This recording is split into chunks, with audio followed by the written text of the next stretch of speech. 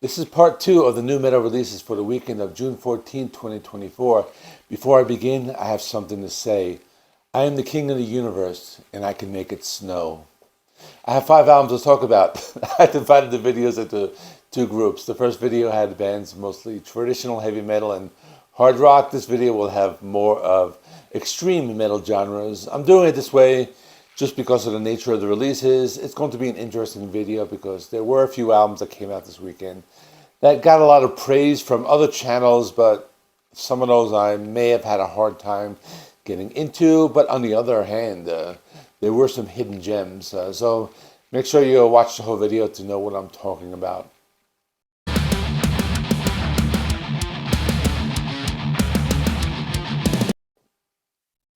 First, I have Slave to Sirens with Echoes of Silence. They are an all-female thrash and death metal band from Beirut, Lebanon. They've been active since 2015, and the album has 10 songs. It's 44 minutes long.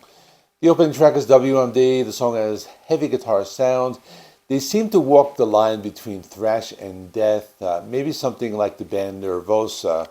This opening track has lots of riffs. The vocals are more death metal styled. They also have a galloping sound in the guitars. It was pretty cool.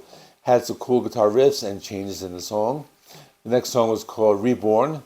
This was cool because they were toggling the left and right channels in the first part of the song. The song then gets faster and heavier. There were some melodic parts as well and lots of heaviness. They also have some clean vocals that added another level to the sound. Then there was Ancient Fear. I thought this was pretty cool. It had some dark and heavy guitar riffs. There was one part of the song that had a really haunting, clean vocals and another breakdown where they slowed down the pace. So this band does that very well. Extinguish the Sun was a longer track with a slow building rhythm. It was quiet in the beginning. I really thought the vocals were great. The song picked up with some machine gun riffing. The song went through various changes in the rhythm, going back and forth between heavy and light.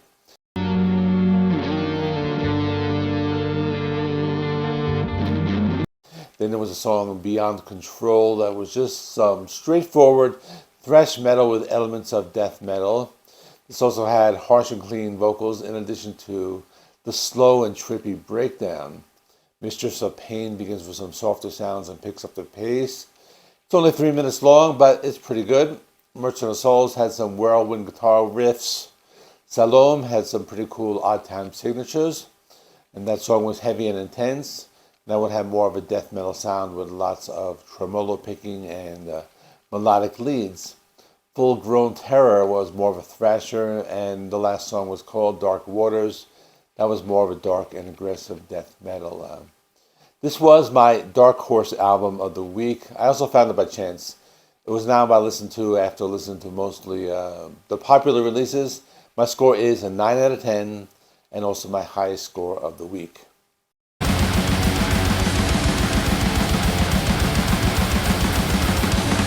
Next, I have a death metal band called Darkened, and the name of the album is Defilers of the Light. They're located in both Sweden and Canada. I guess they're considered an international band. They've been active since 2018. This is their 3rd album. It has 11 songs. It's 43 minutes long. There are 2 short instrumentals, so let's talk about all of that. The opening track is a short instrumental called Waves of Desolation. It's under a minute, and it's just a soft acoustic guitar track. Then the first main song kicks off. It's called Defilers of the Light, and it's very fast and heavy. It's in your face with some low guttural vocals and lots of rapid-fire death metal style guitar riffs. There's some different vocal styles used with low death metal growls as well as some higher pitched screams. The song has some highs and lows with some slower atmospheric sections that are balanced by the fast and heavy stuff. The next song is called Those Who Dwell Below. Sounds like some of that death doom with that slow and heavy guitar riffs at first, but the song picks up with some more of those chugging guitars and faster drum beats. The song has lots of changes and they keep you on your toes with all the rhythm changes. The song has some interesting sounds in the background. It seems like they're using different guitar tones as well as they're playing more melodic parts as well. The next song is called In Praise of Shadows. This one had a different type of sound with some clean guitars, melodic guitars, as well as traditional death metal rhythm. It's band knows how to keep things interesting by incorporating a lot of different sounds into the songs.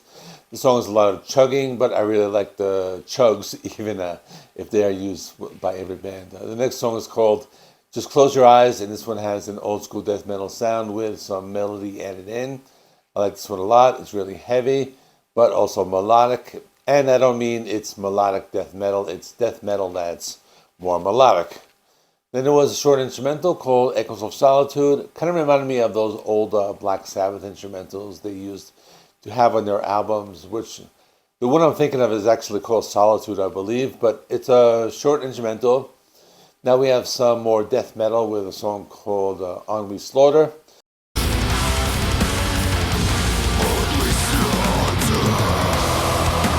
Song has a drum beat that builds up, and the guitars and bass come into the song. Everything is very dark and melodic. It has some more of that old school death metal sound. I've heard this band being compared to Bolt Thrower, and I can hear that in this song.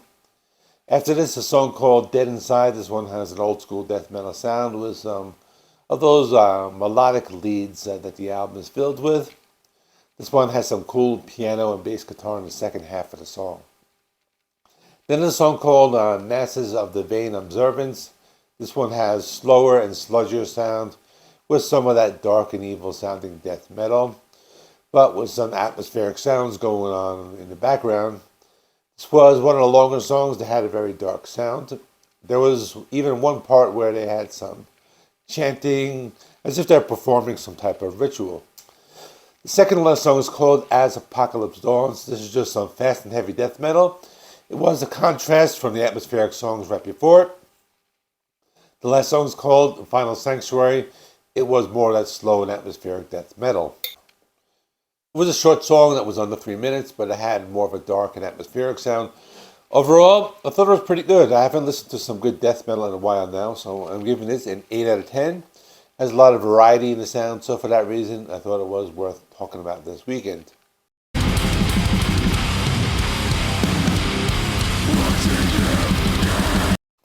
Next, I have a band called Apes, and the name of the album is Penitence. They're from Quebec, Canada, and they've been active since 2012. They're a combination of black metal and grindcore. It's kind of interesting. The album is fairly short. There are 8 songs. It's about 24 minutes long, and the songs are between 2 and 3 minutes on average. So let's talk more about it. The opening track is called Coffin. This song has more of that tremolo picking and has lots of fast drum beats and harsh vocals. They do both low gutturals and screams.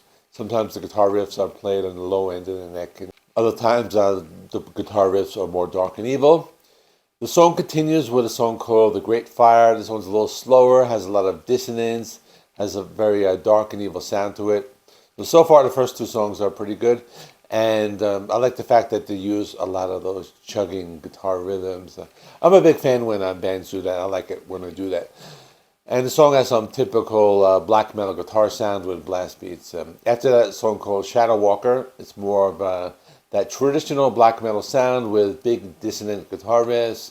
I thought it was more of a traditional black metal song as opposed to the heavier grindcore elements of the previous songs. Then there was a song called Closure, which had more of those black metal sounds and ends with a spoken word section, followed by a song called Echoes.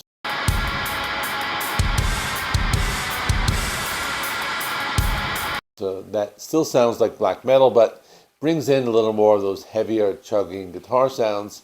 So I thought that was pretty cool, but has lots of blast beats and screams. This one had more of an atmospheric sound with a lot more haunting melodies that can be heard in the background. After that is a song called Bottom Feeder, which had more of that heavy grindcore sound.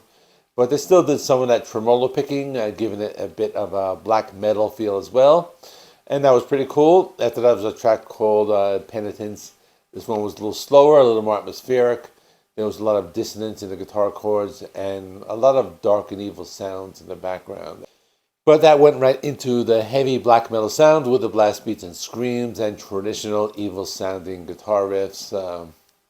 The last song was called Pillars, and this one had more of that black metal sound, but also big and heavy guitar chords. It was a mix of genres. It was a little slow, a little atmospheric, kind of dark. And I like this one because it has that heavy chugging with the black metal tremolo picking in the background. I also like this band is able to combine those two things very well. There's a really cool drum section in the second half of that song, and I really like that. I thought it was a pretty cool mix of two genres. I'm not always a big fan of black metal and grindcore, but they made it work. It's an 8 out of 10 for me. It's enjoyable. It's a good length. It's a short album, and I like it like that as well.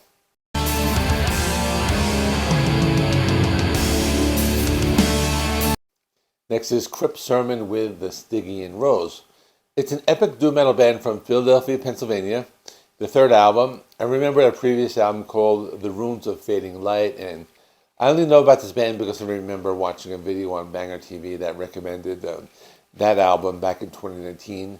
So that's why I know about it. But let's talk about this album. It has 6 songs. It's about 45 minutes long. The songs are fairly long, from about like 5 minutes up to 11 minutes. The opening track is called Glimmers in the Underworld, and to my surprise, it sounded kind of like traditional heavy metal. The rhythm wasn't that slow, but then again, I'm talking about the first part of the song. The vocals sound very good. They have those big and powerful vocals that are almost operatic, very similar to vocals from the band Candlemass. The song was 8 minutes long. There were many tempo changes and different things going on. There was also an atmospheric part that was slower and kept things interesting. The next one was called Thunder, Perfect Mind. This sounded more like what I was expecting the band to sound like. It was slow and dark doom metal with a big epic sound. This was also very reminiscent of some of that early Candlemass. The band has a very unique tone, as if they're making music to be played at some kind of like unholy ritual, as if they're trying to raise the dead. They also have a very distinct guitar tone that has this level of distortion that's not too heavy, but heavy enough. I'm also finding that the guitar solos are very melodic. After this is Down in the Hollow. This one has a very dissonant and atmospheric sound. It makes you feel like you're alone in the forest and something is chasing you. They use both clean and distorted tones to create these sonic soundscapes. Then there's a song called Heavy is the Crown of Bone.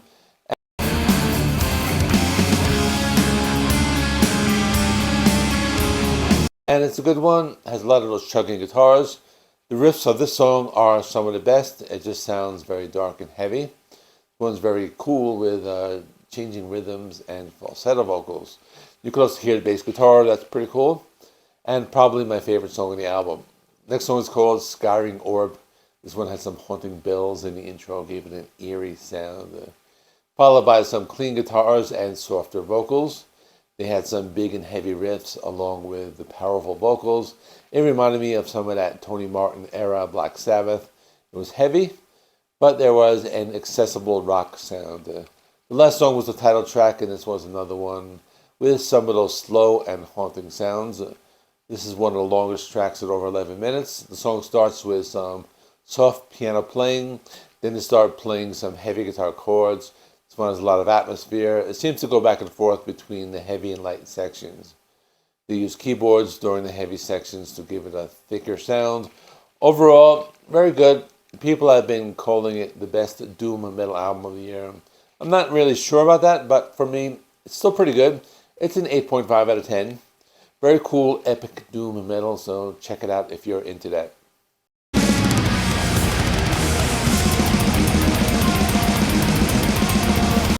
Last is Ulcerate with Cutting the Throat of God. This was one of those albums that got a lot of buzz in the metal community. They are a technical death metal band from New Zealand. They have other influences such as like avant-garde metal and post-metal, so it's kind of hard to put them into a category. It's their 7th album, and it's not easy listening music. It's for people who are into the extreme genres of music. There are a lot of technical guitar riffs, a lot of dissonance and other stuff going on in the background. They do odd time signatures and things like that. There are 7 songs. The album is 57 minutes long, and the songs are around 7 or 8 minutes each. Opening track is Flow Through Ashen Hearts, and I'll be honest, I couldn't get into this upon first listen, but on my second listen, I listened with headphones, and I started to get into it like a little bit. There was a lot going on in the background. The playing is very complex. There's lots of tempo changes and harsh vocals. After that, they had the song The Dawn of Hollow.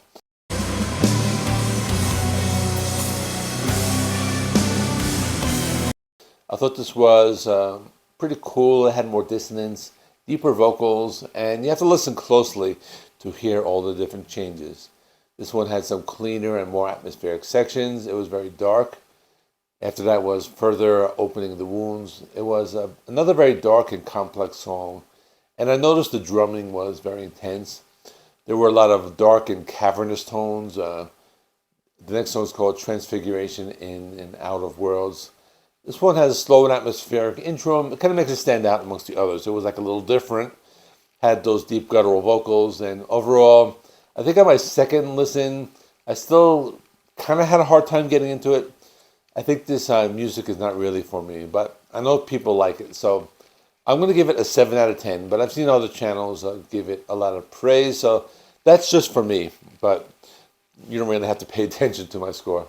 And that is all. Thanks for watching. Check out last week's episode right there. Please like, subscribe, and do all that stuff. And thanks for watching. And I'll see you in the next one.